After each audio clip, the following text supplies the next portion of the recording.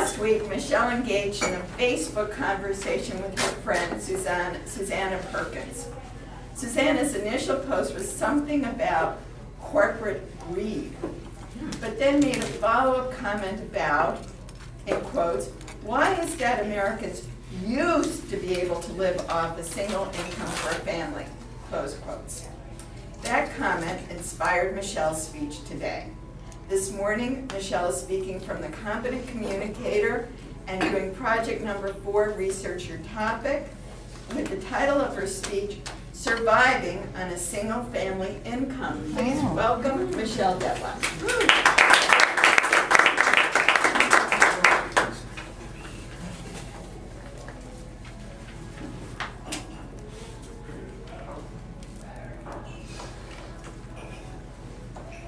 How many of you remember The Simple Life in the 60s, 70s, and possibly 80s? All of them. Was anybody in a household with a single family income as well? Yes. When my friend asked that question, why is it that families can no longer survive on a single income, it really got my brain going. And I want to bring you 2 perspectives. One was what was different back then. And 2 is, yes, we still can survive on a single family income. According to the U.S. Census Bureau, the average personal income in 1980 was $9,200. I believe one of the biggest differences back then, 1980 and before, was that the career movement had not really caught on yet for women, so they wanted to be home. But it really wasn't part of the process that women would work. But also, women handled the household now, didn't they? I know my mama did. Yes. She was amazing at making a dollar stretch, basically, I think, to $10 in my opinion. Now, my parents and my brother and I, it's just a family of 4, lived in a 3-bedroom, 1 bath, mobile home in Daytona. We were by no means rich, but we also didn't consider ourselves poor. We had everything we needed, and the operative word is needed. We had 1 car, which was not copacetic. We took 1 vacation per year to Canada to visit family, and we made our meals at home. Eating out was a luxury. And you know what? My brother and I played outside until the sun came down. We had to come in. That's how things went back then. Here's what we didn't have. Jordache jeans. Who remembers those? Never got a pair. Those expensive sneakers? Never got a pair of those either. And I refuse to buy them to this day. We also didn't have lavish vacations, and we didn't have credit cards. Now let's fast forward 30 years to 2010. According to the Census Bureau, the average personal income in the state of Florida is a little over $39,000.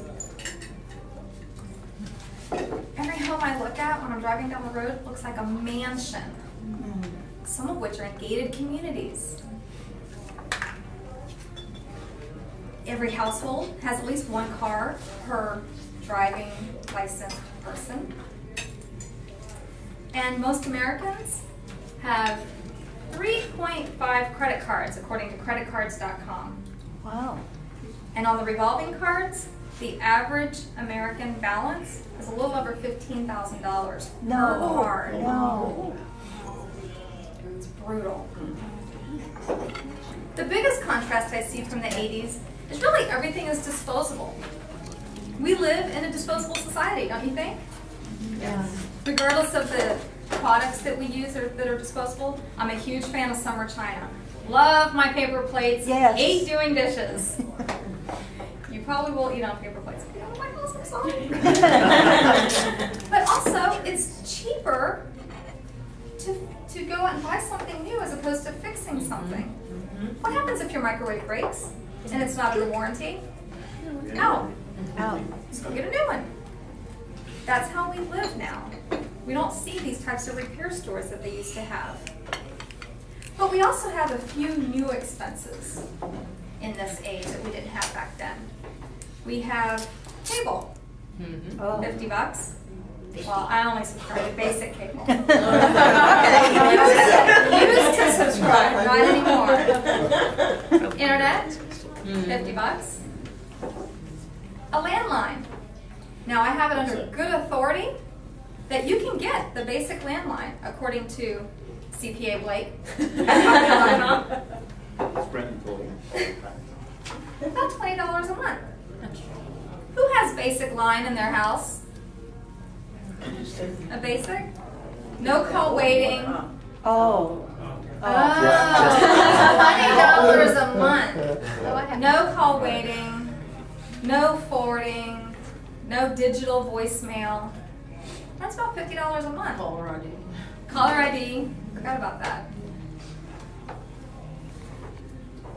I want to submit to you, oh, I'm sorry, hold on, one more. Anybody have one of these? Yeah. Now, the old cell phones, you could just have a phone, but these you have to have a data plan. And most of us have texting because everyone's going to text us anyway. You might as well go ahead and just put it in your plan. $70 a month on average per person. I want to submit to you that it is possible to live on a single income. And Paul and I did it in 2008 when he got laid off. It wasn't any fun at all. But I did learn something. I learned how wasteful we are. I learned the things that we were spending money on, we did not need. Remember, the operative word is need. During that time, I have to say that we had become extremely wasteful. But now that he's employed, I'm very, very sad to say that we have reverted back to some of our old ways. I am a Starbucks Gold Card member. Amen.